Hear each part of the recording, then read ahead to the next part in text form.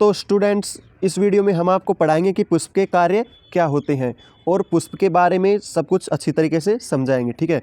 लेकिन इससे पिछली वीडियो में हमने पुष्प के डायग्राम से आपको सब कुछ पुष्प के सभी भागों के बारे में, पुष्प के चारों चक्रों के बारे में डिटेल से पढ़ाया है और आप उसको भी जाकर ज़रूर से चेकआउट कर लेना, ठीक है।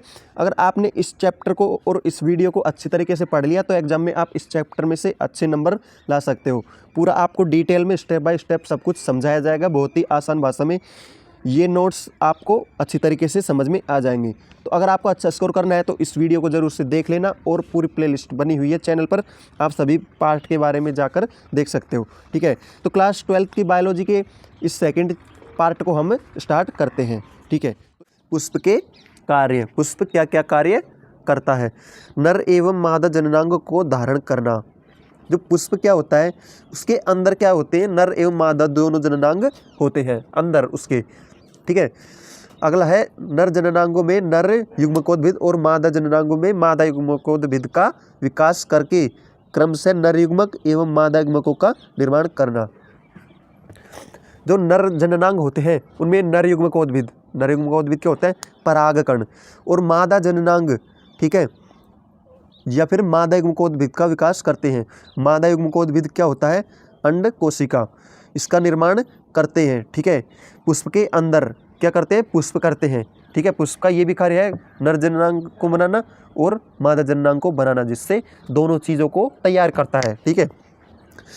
विपरीत लिंग के युग्मकों का संयोजन तथा निषेचन की क्रिया को पूर्ण कराना। पुष्प के अंदर ही जो विपरीत लिंग होते हैं उनका संयोजन कराता है और जो निषेचन की प्रक्रिया होती है, ठीक है, उसको कंप्लीट भी कौन कराता है, पुष्प ही कराता है। फलों एवं बीजों का निर्माण करना।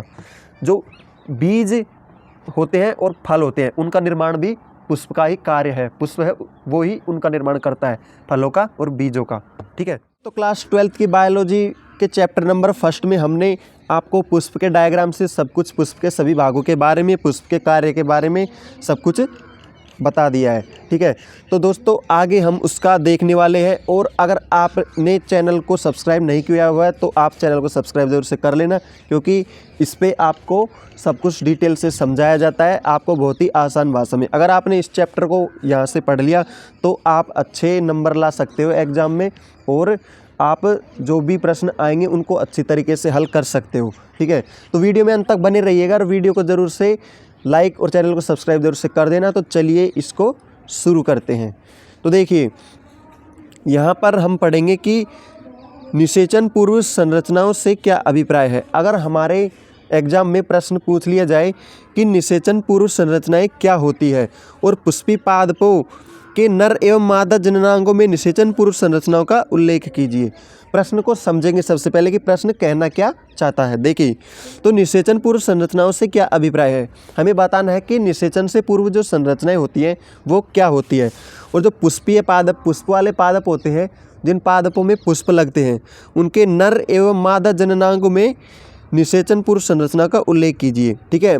नर और मादा जननांग वाली निषेचन पूर्व संरचनाओं को हमें बताना है। तो आंसर किस प्रकार लिखते हैं, ठीक है। आंसर में हमें सबसे पहले क्या लिखना है, हमसे पूछा गया है कि निषेचन पूर्व संरचनाओं से क्या अभिप्राय है, तो इसके बारे में ही लिखेंगे हम कि निषेचन पूर्व संरचनाएं पहले तो होती क्या है, उसकी परिभाषा लिखते हैं। तो देखिए परिभाषा क्या है, पुष्पी पादपों में निषेचन से पहले विकसित होने वाली संरचनाओं एवं घटनाओं को सामूहिक रूप से, ठीक है, जो पुष्प वाले पादप होते हैं उसमें निषेचन से पहले जो भी संरचनाएं बनती हैं और जो भी घटनाएं होती है उनको क्या कहते हैं, निषेचन पूर्व संरचनाएं कहते हैं, ठीक है। आगे देखते हैं, आवृत बीजी पुष्पी पादपों में नर जननांग में निषेचन पूर्व विकसित होने वाली संरचनाएं। तो स्टूडेंट्स हमें यहाँ पर नर की और मादा की जो निषेचन से पूर्व जो संरचनाएं होती हैं वो क्या क्या होती हैं उनके बारे में पढ़ना है, ठीक है, और बताना है, ठीक है। तो देखते हैं कि नर में निषेचन से पूर्व कौन कौन सी संरचनाएं विकसित होती हैं। देखिए यहाँ पर सबसे पहला है पुंकेसर। पुंकेसर क्या होता है और वो क्या होता है, संरचनाएं बनाता है, ठीक है। निषेचन से पूर्व की संरचना है जो नर में होती है। अगला है लघु बीजाणुधानी या परागकोश। या परागकोश भी किससे, निषेचन से पूर्व ही बन जाता है, निषेचन होने से पूर्व ही परागकोश या लघु बीजाणुधानी भी बन जाती है। अगला है परागकण, ठीक है। और परागकण भी निषेचन से पूर्व ही बनते हैं। परागकण ही तो निषेचन जाकर करेंगे, ठीक है। तो वो क्या हो गई, निषेचन से पूर्व की संरचना हो गई, ठीक है। नर युग्मक, ठीक है, नर युग्मक भी क्या होंगे, निषेचन से पूर्व ही बनते हैं, ठीक है। यहाँ पर नर की बात हो गई, अब मादा की बात करते हैं। तो देखिए, आवृत बीजीय पुष्पीय पादपों में मादा जननांग में निषेचन से पूर्व विकसित होने वाली संरचनाएं, ठीक है। निषेचन से पूर्व जो संरचनाएं बनी होती हैं, मादा में बनती हैं, ठीक है, वो कौन कौन सी होती हैं।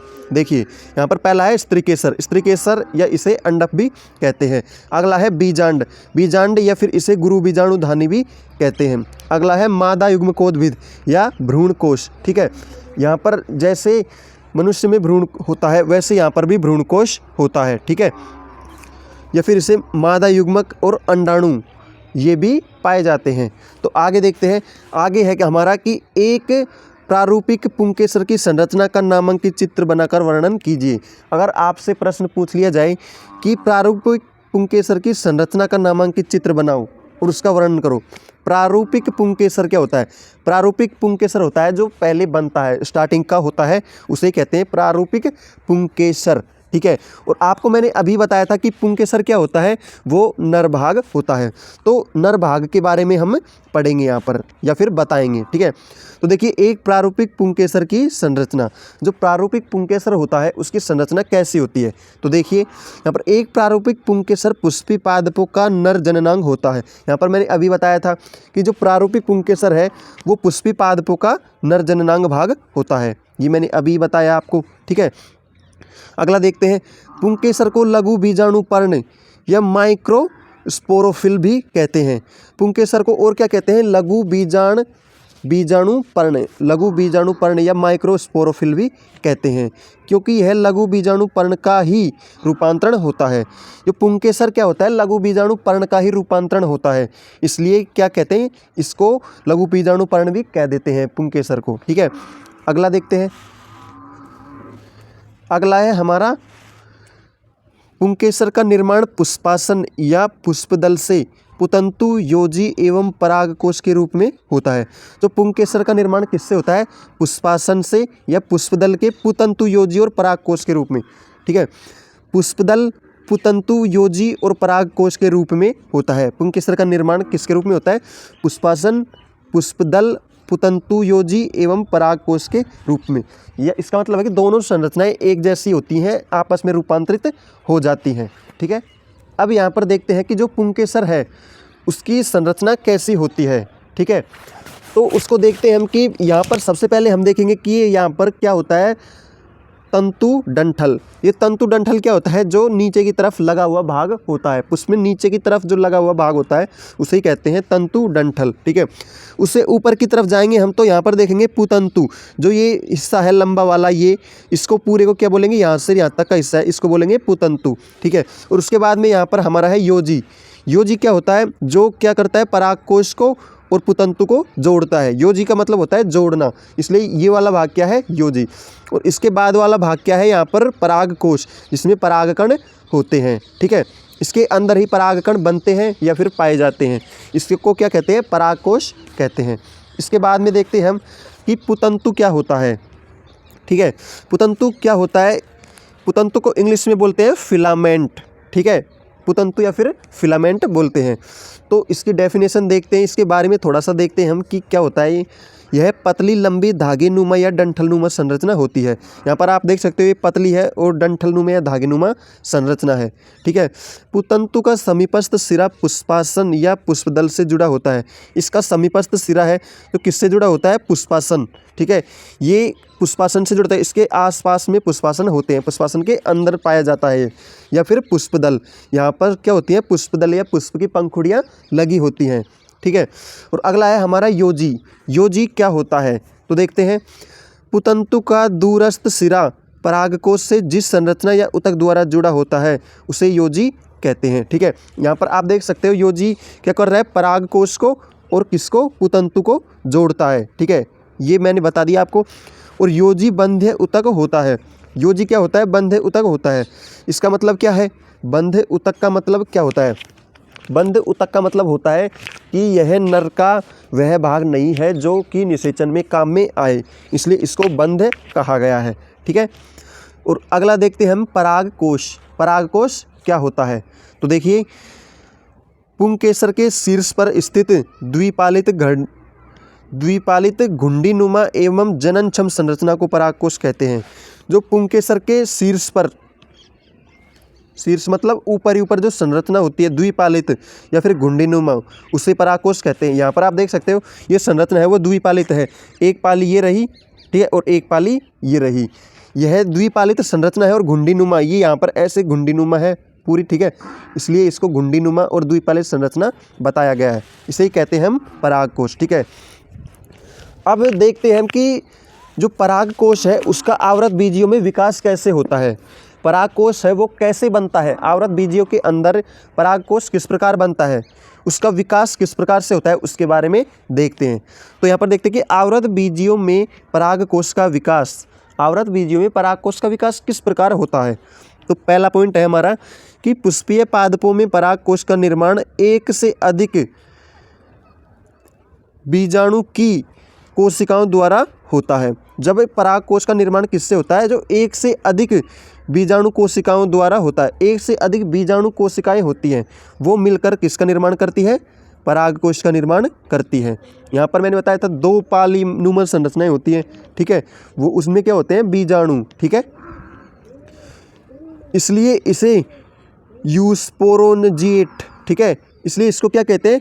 यूस्पोरोनजिएट प्रकार या सत्य बीजाणु धानियाँ प्रकार भी कहते हैं। सत्य बीजाणु धानियाँ मतलब इसके अंदर बीजाणु धानियाँ पाई जाती हैं, रियल में पाई जाती है, इसलिए इसको बोल दिया सत्य बीजाणु धानियाँ। ठीक है। अगला पॉइंट देखते हैं, परागकोश लघु बीजाणु धानी का रूपांतरण होता है। जो परागकोश किसका बनता है? लघु बीजाणु धानी का ही बनता है। जो लघु बीजाणु धानी है वो बाद में विकसित होकर परागकोश का निर्माण करती है। ठीक है।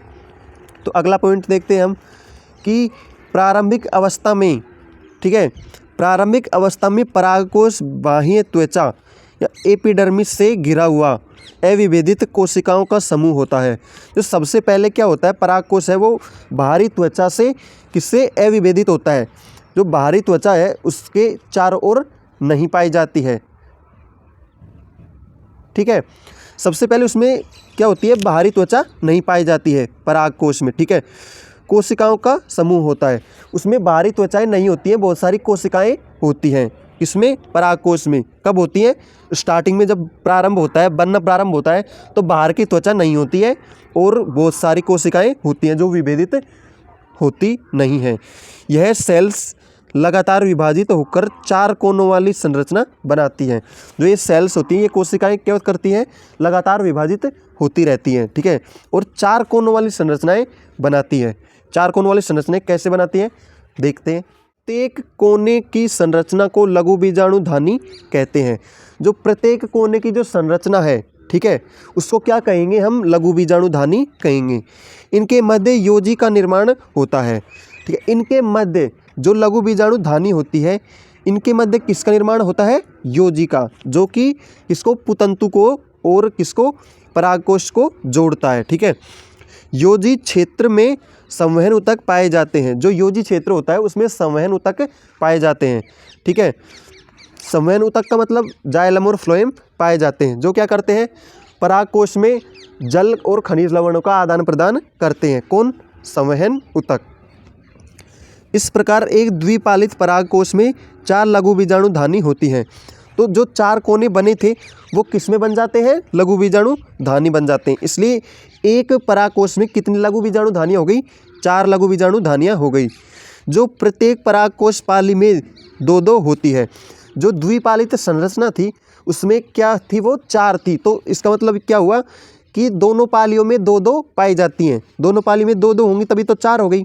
ठीक है, चतुष्कोणीय संरचनाओं के रूप में होता है। अतः एक प्रारूपिक कोश परागकोश द्विपालित एवं चतुष्कोणीय संरचना के रूप में होता है।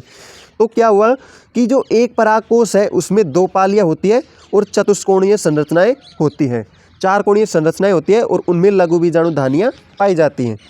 अगला पॉइंट है हमारा कि लघु बीजाणु धानी आगे विकसित होकर पराग फूट बन जाती है। ठीक है, जो आगे क्या होगा कि लघु बीजाणु धानी जब विकसित होगी तो वो किस रूप में बन जाएगी, पराग फूट, ठीक है, बन जाती है। पराग कोश के अनुलंबवत विस्तृत होती है। पराग कोश है उसके लंबवत स्थित होती है, मतलब लंबवत बनती है, उसके समानांतर नहीं, लंबवत। ठीक है, जैसे लंबवत का मतलब होता है उसके आड़ी बनती है। ठीक है, आड़ी मतलब समझ रहे होंगे आप।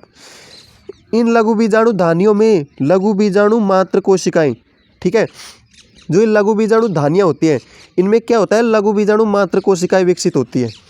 जो लघु बीजाणु धानियाँ होती है उनमें लघु बीजाणु मात्र कोशिकाएं होती हैं जो कि छोटे से को बनाती हैं, जो अर्धसूत्री विभाजन द्वारा लघु बीजाणु धानियों का निर्माण करती है। जो क्या करती हैं, अर्धसूत्री विभाजन करती हैं, और अर्धसूत्री विभाजन करने के बाद क्या बनाती है, पराग कणों का निर्माण करती है। पराग कोश में क्या बनेंगे, पराग कण। ठीक है, अब आपको एक ट्रिक बताता हूँ मैं कि जो पराग कोश है, पराग का मतलब होता है जो पराग कण है, और कोश का मतलब होता है जो बनते हैं। ठीक है, दिखे।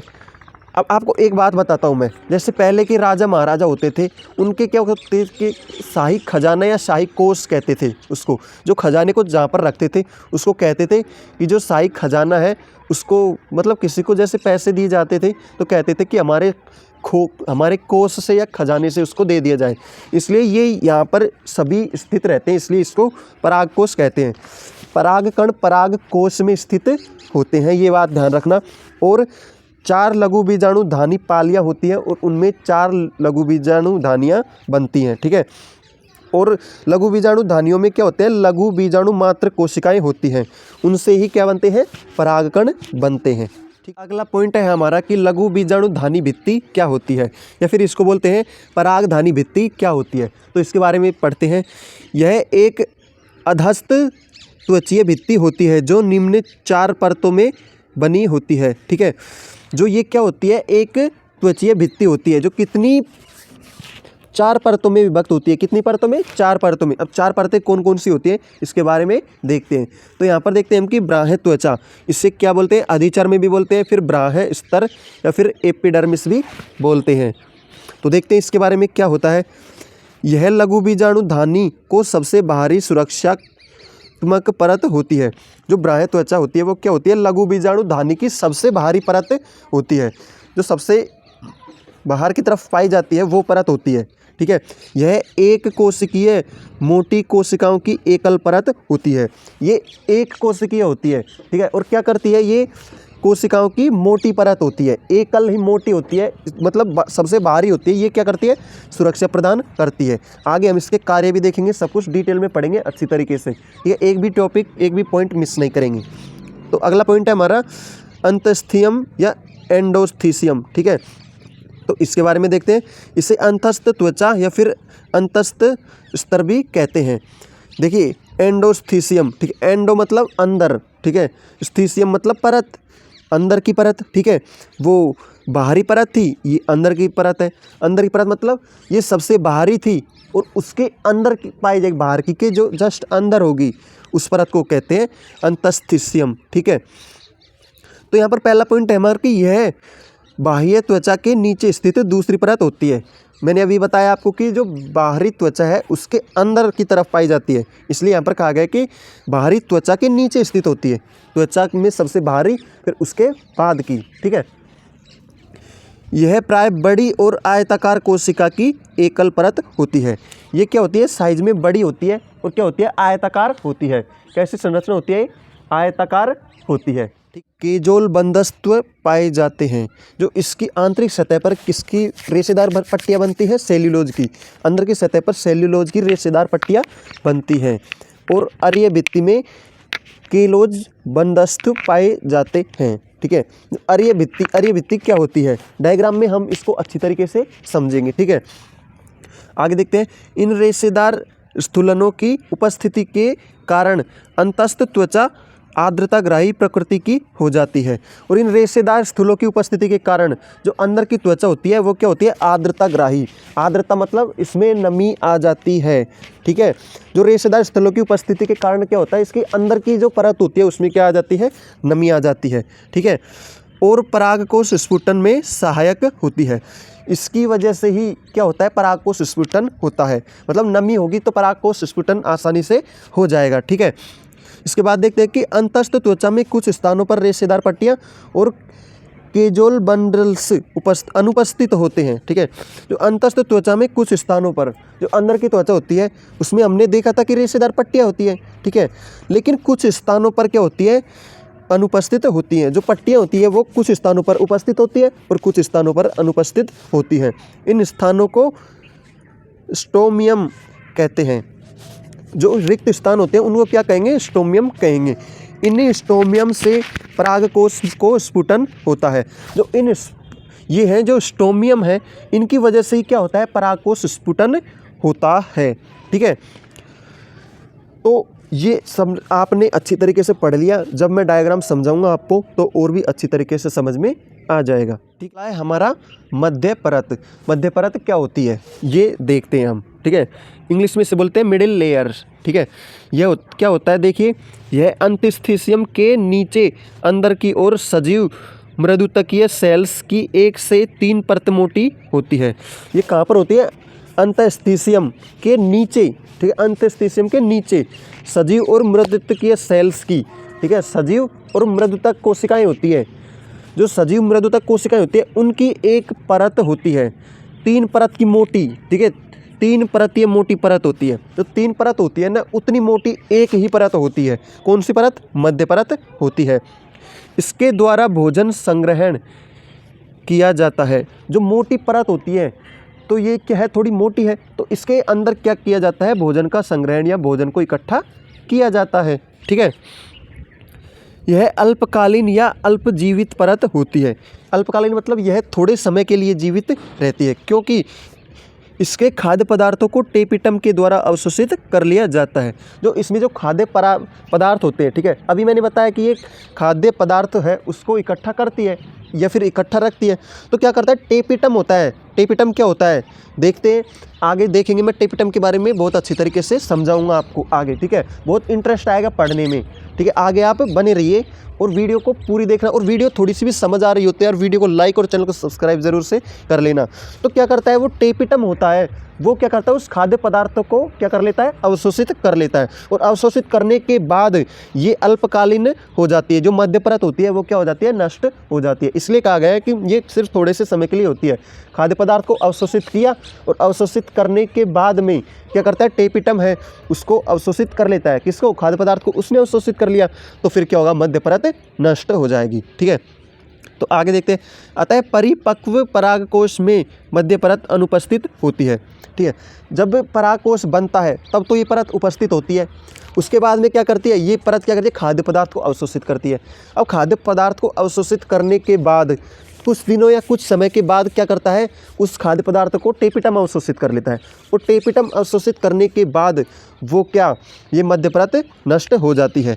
स्टार्टिंग में तो पाई जाती है, लेकिन जब परिपक्व हो जाएगा तब तक ये क्या हो जाती है, नष्ट हो जाती है। इसलिए कहा गया कि अतः परिपक्व परागकोश में मध्य परत अनुपस्थित होती है।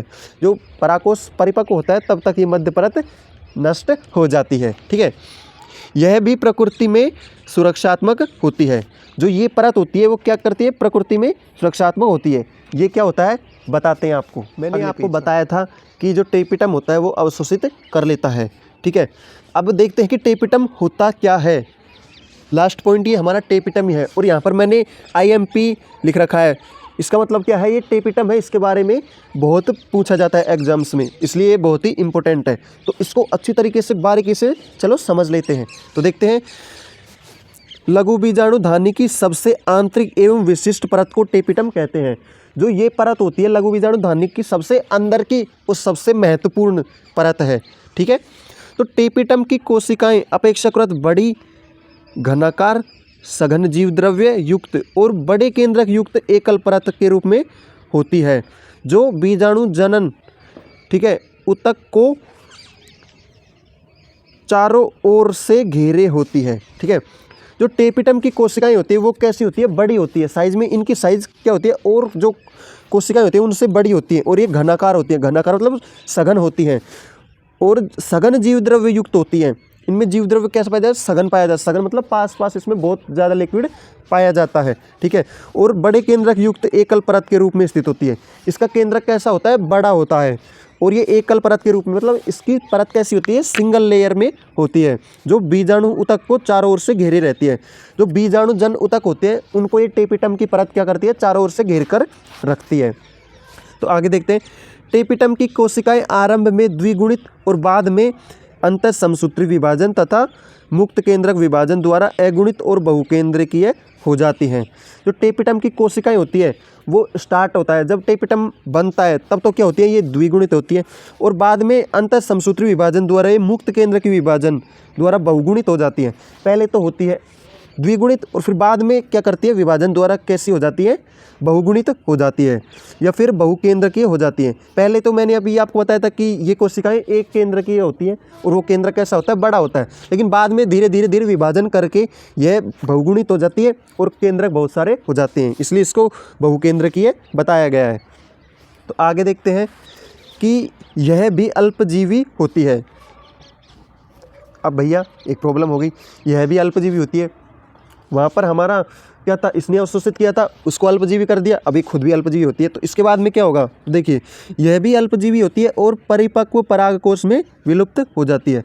ये भी थोड़े समय के लिए जीवित होती है और परिपक्व परागकोश होता है, परागकोश जब परिपक्व हो जाता है तो ये भी उसमें से नष्ट हो जाती है। तो देखिए टेपिटम मध्य स्तर से भोजन अवशोषित करके लघु बीजाणु मात्र कोशिकाओं एवं लघु बीजाणुओं को पोषण प्रदान करती है। जो टेपिटम की मध्य स्तर, टेपिटम क्या करता है, मध्य स्तर से भोजन अवशोषित करके, अभी मैंने बताया था टेपिटम ने मध्य स्तर के भोजन को अवशोषित करके उसको तो नष्ट कर दिया, ठीक है। और उससे अवशोषित करके ये क्या करता है, मातृ बीजाणु कोशिकाओं और लघु बीजाणु कोशिकाओं को देता है। क्या करता है, मध्य स्तर से भोजन लिया और बीजाणु मात्र कोशिकाओं को दे देता है और लघु बीजाणुओं को दे देता है, ठीक है। उनका भरण पोषण करता है, मतलब मध्य परत से छीन के इन दोनों को बांट देता है। किस चीज़ को, बीजाणु मात्र कोशिका को और लघु बीजाणु को बांट देता है। अब भैया हमने देख लिया कि टेपिटम ने क्या क्या हालत कर दी, बेचारे मध्य स्तर उसको नष्ट करने में इसका ही हाथ था। तो चलिए इसके बारे में अब देखते हैं कि ये मतलब मेनली क्या काम करता है, इसके लफड़े क्या हैं, इसमें क्या काम है इसका। जो टेपिटम है वो क्या काम करता है परागकोश में, तो इसके कार्य भी साथ में देख लेते हैं, ठीक है। इसके कार्य बहुत इंपॉर्टेंट है, बहुत इंपॉर्टेंट है ये टॉपिक ही पूरा, टेपिटम या पोषूतक। पोषूतक क्यों कहा गया है इसको, क्योंकि ये पोषण प्रदान करता है, खुद नहीं बनाता है, मध्य स्तर से लेके और उनको बांट देता है। लेकिन मध्य स्तर से लिया और उनको बांट दिया, लेकिन है तो यही, जैसे क्या करते हैं कि मान लो कोई व्यक्ति है वो चोरी करता है, चोरी करके उस पैसे को गरीबों में बांट देता है। लेकिन गरीब तो यही सोचेंगे कि ये पैसा उस व्यक्ति का है, उसको क्या पता उससे चोरी किया, उससे चोरी किया, उससे मतलब नहीं है। लेकिन पैसा तो वो उसी का समझेंगे, जो चोरी करेगा, जो बांटेगा उसका ही समझेंगे। इसलिए यहाँ पर ये तो समझते हैं कि पोषण ये दे रहा है, लेकिन इसका तो कुछ अलग ही लफड़ा चल रहा है। ये तो उनसे मध्य स्तर से लेता है और इन दोनों को बांट देता है, ठीक है। और क्या काम करता है, चलिए देखते हैं। यह विकासशील परागकणों को पोषण प्रदान करती है। जब परागकण होते हैं वो विकासशील होते हैं, मतलब पूरी तरीके से बने नहीं है भैया, अभी बन रहे हैं, बनने की प्रोसेस चल रही है। तो उस वक्त उनको भोजन या फिर उनको जो चाहिए, मेन भोजन चाहिए, वो कहाँ से ले भैया, तो ये टेपिटम ही उनको भोजन देता है कि भैया लो भोजन करो और जल्दी जल्दी से बड़े हो जाओ, विकसित हो जाओ, ठीक है। ठीक है भैया, ये लघु बीजाणुओं को भोजन प्रदान करता है, ठीक है। अब देखते हैं अगला पॉइंट। टेपिटम की कोशिकाएं कैलेज एंजाइम एवं वृद्धि हार्मोन का स्त्रवण करती हैं। मतलब टेपिटम की कोशिकाएं होती है वो कैलेज एंजाइम और वृद्धि हार्मोन का स्त्रवण करती है। तो टेपिटम की कोशिकाएं होती है वो ही क्या करती हैं, इसको, किसको, विकासशील परागकण को वृद्धि हार्मोन देती है। भैया उसको क्या करते हैं, वृद्धि हार्मोन भी लेके दे देती है कि भैया आप क्या करो, ये वृद्धि हार्मोन रखो और क्या करो, जल्दी जल्दी से बड़े हो जाओ, विकासशील हो जाओ। खाना पानी भी देती है, वृद्धि हार्मोन भी देती है और एक कैलेज एंजाइम भी देती है। वृद्धि हार्मोन कौन सा, TAA, इसका स्त्रवण कराती है। स्त्रवण करा तो उसको ही मिला, किसको, जो परागकणों को मिला। और परागकण अभी छोटे हैं, बच्चे हैं, उनका पोषण करने का कार्य कौन कर रहा है, टेपिटम। तो मेन लफड़ा हुआ क्या यहाँ पर, अब देखो मेन बात थी क्या, इसका निचोड़ क्या था कि टेपिटम ने इनका भरण पोषण किया। किनका? परागकणों का। परागकण छोटे थे तो इनको बेचारों को भोजन लिया कहीं से, किसी मध्य स्तर से भोजन ले लेकर और इनको बांट दिया, जिससे और इनको वृद्धि हार्मोन भी दिया। किनको? परागकणों को। और इनको जब वृद्धि हार्मोन मिला, भोजन मिला, तो ये बड़े हो गए, विकसित हो गए। और अगर टेपेटम नहीं होगा पादप में तो क्या परागकण बन पाएंगे? क्या पॉसिबल है? क्या कमेंट में ज़रूर बताना, ठीक है। परागकण को बनाने का मेन काम कौन करता है? टेपिटम ही करता है। इसीलिए जो टेपिटम होता है उसके बारे में अक्सर पूछा जाता है, क्योंकि ये सबका दाता होता है, भरण पोषण करने का काम करता है, इसलिए इसको ज़्यादातर एग्जाम में पूछा जाता है। तो आगे देखते हैं। यह भोजन के संग्रहण व स्थानांतरण में सहायक होती है। भोजन को इकट्ठा करता है और पहुंचाने का काम करता है, बांटने का काम करता है, यहाँ से वहाँ पहुंचाता है। कौन? टेपिटम, ठीक है। यहाँ पर आगे अगला पॉइंट है हमारा का स्पोरोपोलेनिन के निर्माण हेतु यूबीस कणों का स्रवण करती है, जो परागकणों की ब्रांचोल के निर्माण में सहायक होते हैं। जो स्पोरोपोलेनिन जो कण होते हैं उनका निर्माण करती है। कौन? टेपिटम, ठीक है। यूबीस कणों का भी स्रवण करती है, स्पोरोपोलेनिन कणों का और यूबीस कणों का स्रवण करती है, जो क्या करते हैं? जो परागकणों की ब्रांचोल के निर्माण में सहायक होते हैं। स्पोरोपोलेनिन और यूबीस कण ये दोनों क्या करते हैं? परागकणों को बाहर से बनाते हैं। ब्रांचोल मतलब बाहरी परत बनाते हैं। परागकणों की जो सबसे बाहरी परत होती है ना, वो इन दोनों के द्वारा ही बनाई जाती है। और इनको बनाने का काम कौन करता है? टेपिटम करता है। मतलब ऐसे समझ सकते हैं, उनको खाना पानी तो दे दिया, हाँ खाना पानी दे दिया, वृद्धि करने के लिए हार्मोन वगैरह भी दे दिया, अब उनके कपड़े अपड़े का इंतजाम भी कर दिया। कपड़े अपड़े का मतलब ब्रांचोल, जो उनको बाहर से ढकने का काम करेगा, उसका निर्माण भी कर दिया। इसका मतलब जो ये पोषुतक या फिर टेपिटम है, इसने तो भैया जो परागकणों का सारा काम किया है, इसने ही पूरा भरण पोषण किया है, इसलिए इसे क्या कहा गया है? पोषुतक, ठीक है। पोषुतक मतलब पोषु मतलब पोषण करने वाला, उतक मतलब उतक, ऐसा उतक जो पोषण करता है, ठीक है। इसने किसका पोषण किया? परागकणों का पोषण किया, उनको सब चीज़ें प्रोवाइड करवाई, ठीक है। टेपिटम द्वारा पोलेन की तत्वों का निर्माण किया जाता है। जो टेपिटम होता है उसके द्वारा किसका निर्माण किया जाता है? पोलेन कीट तत्वों का, ठीक है। पोलेन कीट तत्वों का निर्माण किया जाता है। तो टेपिटम क्या करता है? पोलेन कीट तत्वों का निर्माण करता है। अब देखते हैं भैया पोलेन कीट क्या होते हैं। पोलेन कीट तत्व क्या होते हैं? अरे भैया यहाँ पर परागकण तो बन गए, अब परागकणों को दूसरे पादप पर भेजना पड़ेगा निषेचन करने के लिए, और निषेचन करने के लिए जो जीवों को आकर्षित करने के लिए कुछ तो चाहिए, इसलिए इनको क्या बनाता है? पोलेन कीट बनाता है, जो क्या करते हैं?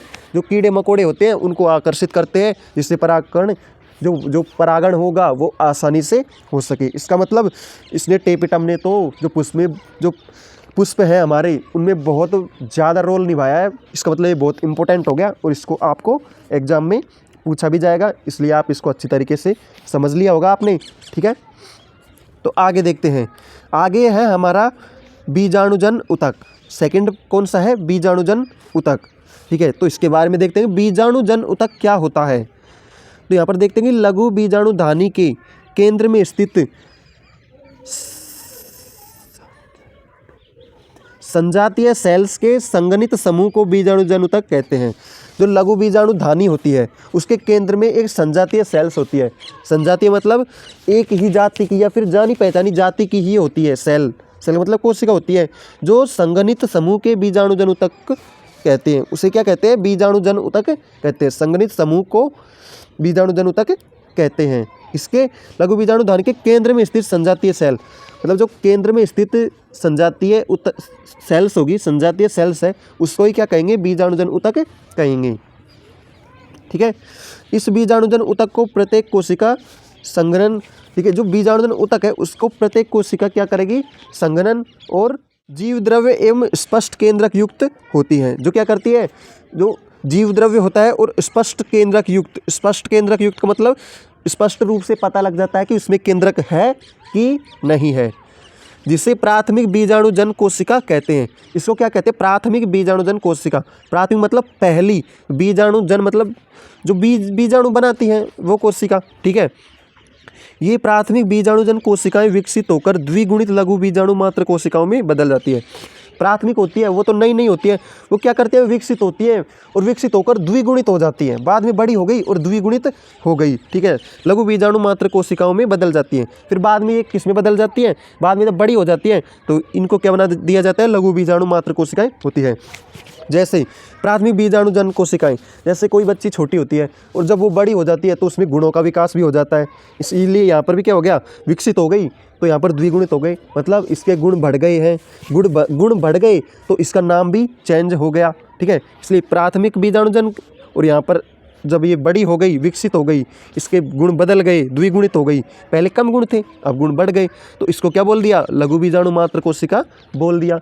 जैसे लड़की छोटी होती है तो उसको चुन्नू मुन्नू कुछ भी नाम से बुला लेते हैं, लेकिन जब वो बड़ी हो जाती है, उसके गुण विकसित हो जाते हैं, तो क्या करते हैं, उसको उसके नाम से जो मेन नाम होता है उसी से बुलाने लग जाते हैं। जैसे गुणों का विकास होगा तो क्या करेंगे, उसको अच्छे नाम से, उसके प्यारे नाम से बुला लिया जाता है, छोटी होती है तब तो, लेकिन बड़ी होते ही उसमें गुण विकसित होते ही उसको क्या किया जाता है, उसके जो मेन नाम होता है उसको वही से पुकारा जाता है, ठीक है। इसी प्रकार यहाँ पर भी ऐसा ही होता है। तो अब लास्ट फंडा है क्या हमारा, जो ये लघु बीजाणुधानी, परागकोश, परागकण, ये पढ़ते जा रहे हैं। अब आगे जो मेन पार्ट है वो क्या है, यहाँ पर लघु बीजाणु जनन है मेन पार्ट हमारा, ठीक है। जो लघु बीजाणु जनन होता क्या है, बहुत इंपॉर्टेंट है, आपके एग्जाम की दृष्टि से एग्जाम में पूछा भी जाता है, तो इसको आपको ज़रूर से समझना है, अच्छी तरीके से पेशेंस बनाकर देखना है। अगर आपने इसको मिस कर दिया तो हो सकता है कि आपका जो एग्ज़ाम में 4-5 नंबर का मैटर भी छूट सकता है, तो इसको ज़रूर से देख लेना, क्योंकि अपन को नंबर लेके आने हैं अच्छे पूरे, तो इसको अपन अपने जो जीवन से रिलेटेड करके पढ़ेंगे तो अच्छी तरीके से समझ में आएगा, ठीक है। तो देखते हैं कि लघु बीजाणुजन क्या होता है। लघु बीजाणु मात्र कोशिकाओं में अर्धसूत्री विभाजन द्वारा लघु बीजाणुओं के निर्माण की प्रक्रिया को लघु बीजाणुजन कहते हैं, ठीक है। जो लघु बीजाणु मात्र कोशिकाएं होती हैं, जो लघु बीजाणु मात्र कोशिकाएं होती है, जैसे छोटा होता है लघु बीजाणु की मात्र कोशिका, मतलब छोटी कोशिकाएं होती हैं, उसमें अर्धसूत्री विभाजन होता है। जो मात्र कोशिकाएं होती है मतलब मदर सेल्स होते हैं, उनमें अर्धसूत्री विभाजन होगा, और अर्धसूत्री विभाजन के बाद में जो लघु बीजाणुओं के निर्माण की प्रक्रिया होती है उसको ही लघु बीजाणु जनन कहते हैं। जैसे उनका जनन होगा, लघु बीजाणु मात्र कोशिकाओं से नए लघु बीजाणुओं का जनन होगा या फिर उनका निर्माण होगा, तो उसे ही लघु बीजाणु जनन कहते हैं। जनन का मतलब होता है निर्माण होना, लघु बीजाणु मतलब लघु बीजाणुओं का निर्माण होना, और उनका निर्माण किससे होगा, जो लघु बीजाणु की मात्र कोशिकाएं, उनकी मदर सेल्स, उनकी माता जी, ओके। लघु बीजाणु जनन की प्रक्रिया लघु बीजाणु धानी में होती है। लघु बीजाणु धानी क्या होती है, ठीक है। जो लघु बीजाणु जनन की प्रक्रिया कहाँ पर होती है, लघु बीजाणु धानी या फिर परागकोश में होती है। परागकोश के अंदर ही क्या होता है, लघु बीजाणु जनन होता है, ठीक है।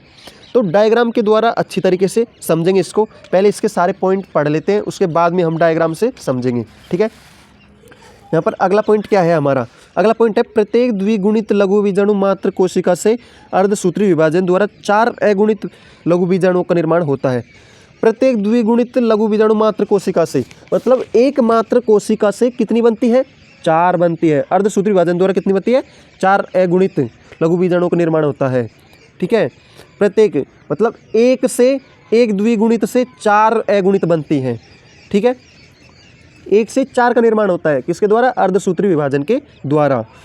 अगला पॉइंट है हमारा लघु बीजाणु मात्र कोशिकाओं से लघु बीजाणुओं के निर्माण तक होने वाला अर्धसूत्री विभाजन 2 चरणों में पूर्ण होता है।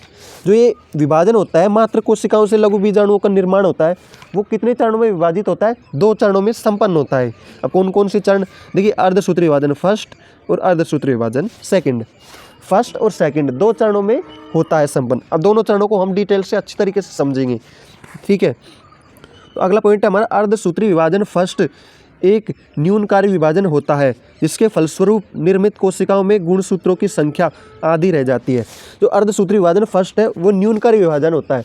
न्यूनकारी मतलब छोटा होता है या कम होता है, जिसके फलस्वरूप क्या होता है, फलस्वरूप निर्मित कोशिकाओं में गुणसूत्रों की संख्या आधी रह जाती है। अर्धसूत्री विभाजन, अर्ध मतलब आधा, जो इसमें क्या होता है गुणसूत्रों की संख्या आधी हो जाती है, इसमें कम हो जाती है। न्यूनकारी मतलब कम हो जाना, तो यहाँ पर क्या होता है विभाजन होने के बाद गुणसूत्रों की संख्या आधी हो जाती है, ठीक है। इसलिए यहाँ पर अर्धसूत्री है, सूत्रों की संख्या आधी हो गई इसलिए अर्धसूत्री। जबकि अर्धसूत्री विभाजन सेकंड समसूत्री विभाजन के समान होता है, जिसके फलस्वरूप निर्मित लघु बीजाणु अगुणित होते हैं। लेकिन इसमें क्या हुआ, अर्धसूत्री विभाजन फर्स्ट में तो क्या हुआ, अर्धसूत्री विभाजन फर्स्ट में तो आधी हो गई, लेकिन यहाँ पर जो अर्धसूत्री विभाजन सेकंड है वो किसके समान होता है, समसूत्री विभाजन के समान। समसूत्री विभाजन में क्या होता है, समसूत्री विभाजन में समान ही रहते हैं, ठीक है, जिसके फलस्वरूप निर्मित लघु बीजाणु अगुणित होते हैं, उनमें कोई चेंजेस नहीं होता है, ठीक है। लघु बीजाणु निर्माण के समय कैलोज भित्ति के द्वारा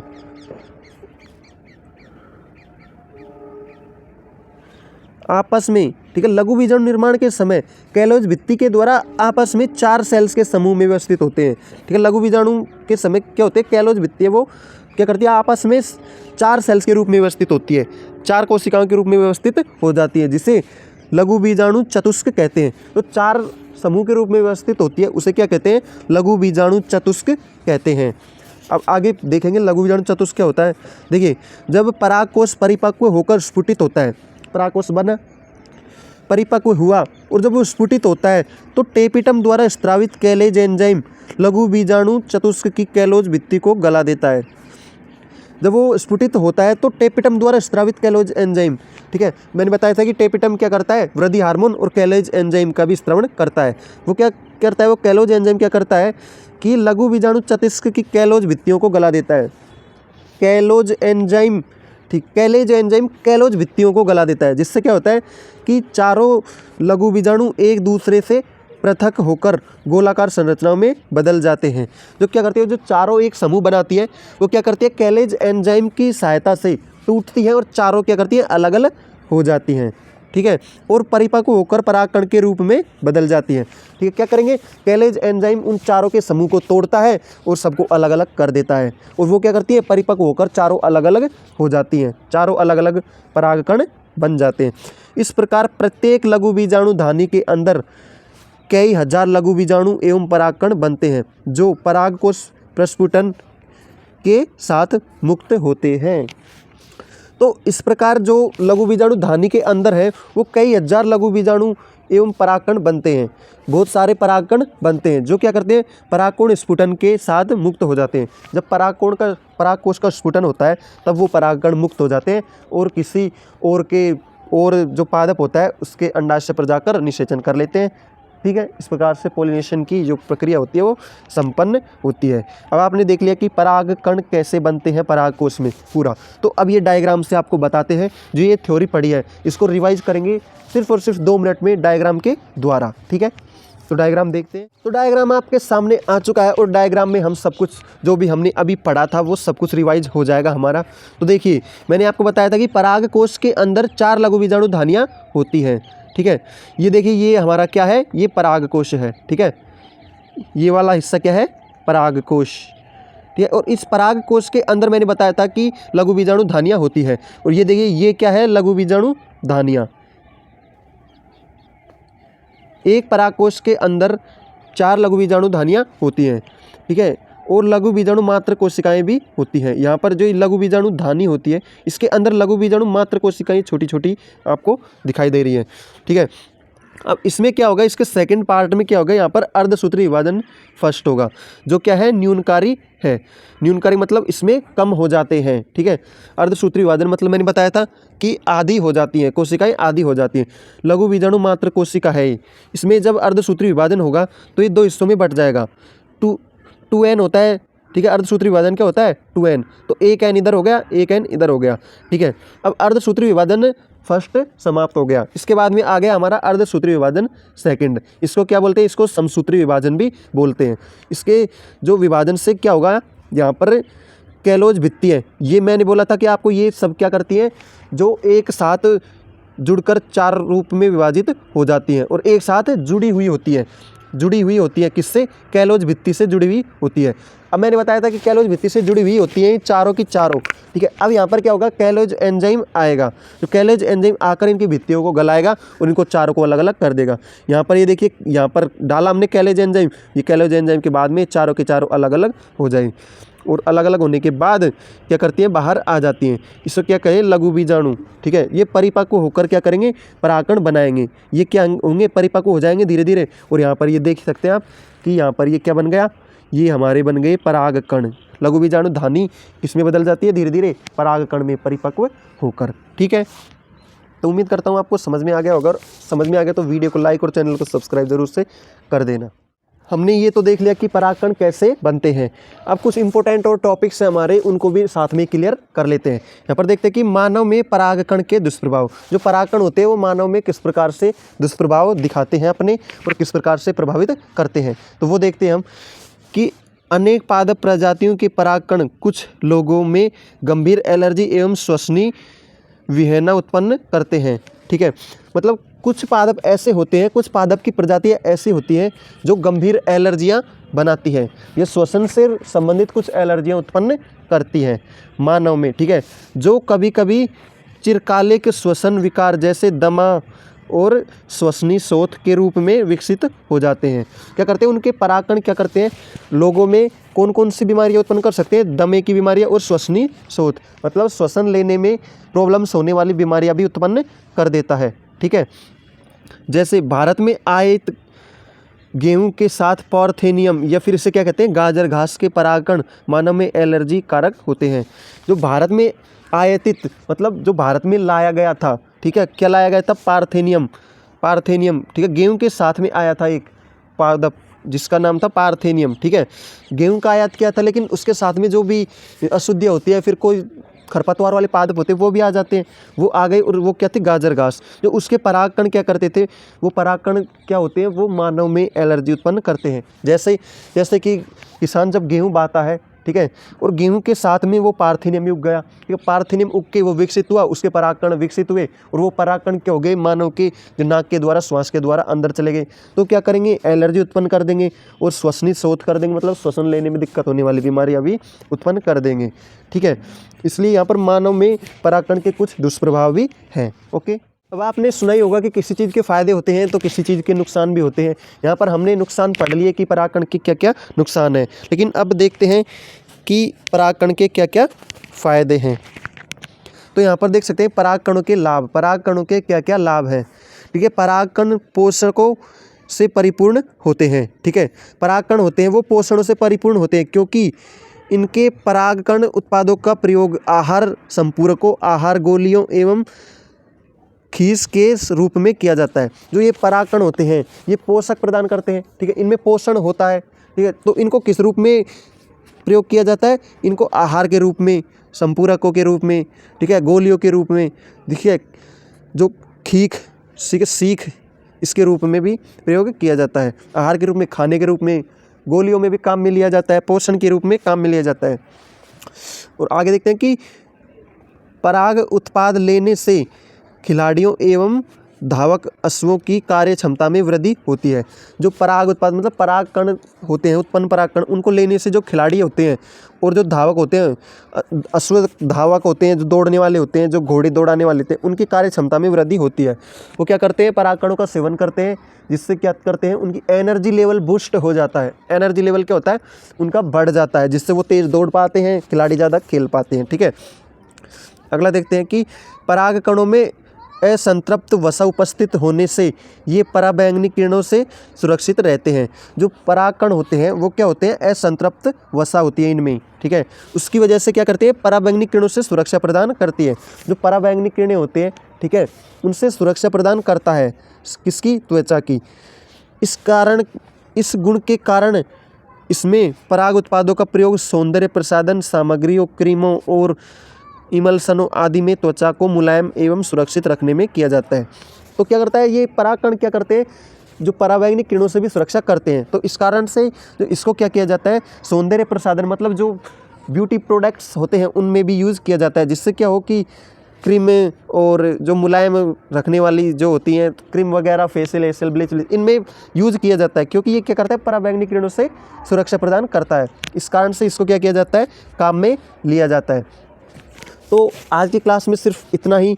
वीडियो बहुत ही इंफॉर्मेटिव है। वीडियो में नॉलेज आपको बहुत अच्छी मिल रही होगी उम्मीद करता हूँ, और वीडियो आपको अच्छी भी लग रही होगी। अगर वीडियो आपको अच्छी लग रही है तो वीडियो को लाइक और चैनल को सब्सक्राइब जरूर से कर देना, क्योंकि ऐसी वीडियोस मैं आपके लिए बनाता रहूँगा और पूरा कोर्स आपको डिटेल में समझाता रहूँगा, ठीक है।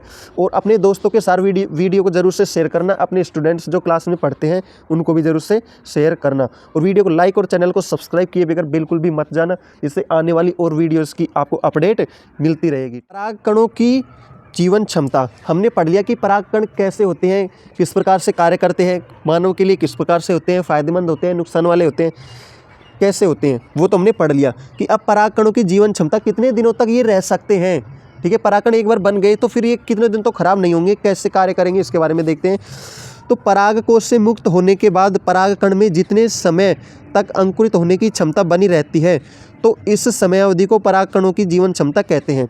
परागकण से निकलेंगे, ठीक है, पराग कोश से बाहर निकले परागकण, और उसके बाद में कितने दिनों तक वो कार्य करेंगे, ठीक है, कितने दिनों तक अच्छे बने रहेंगे, उसकी समय अवधि को क्या कहेंगे, परागकणों की जीवन क्षमता कहते हैं।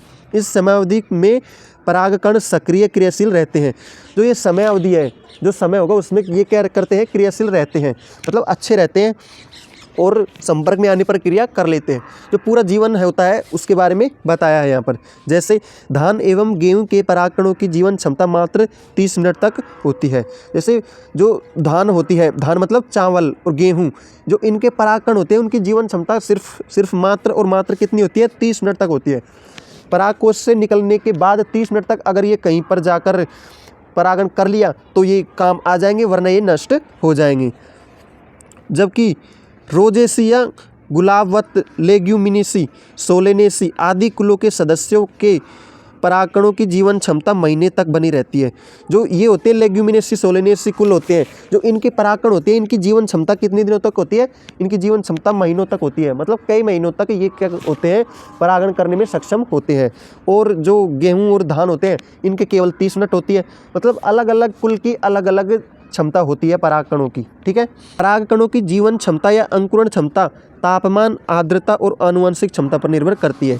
जो क्या कारण है कि कितने दिनों तक ये काम करेगा, कितने दिनों तक नहीं करेगा, ये किस पर निर्भर करता है, तो देखिए ये करता है परागकणों की जीवन क्षमता अंकुरण क्षमता पर, तापमान पर, आर्द्रता पर और आनुवंशिक क्षमता पर निर्भर करता है कि कितने दिनों तक रहेगा और कितने दिनों तक नहीं रहेगा, ठीक है। अब आगे देखते हैं कि हम पराग बैंक क्या होता है।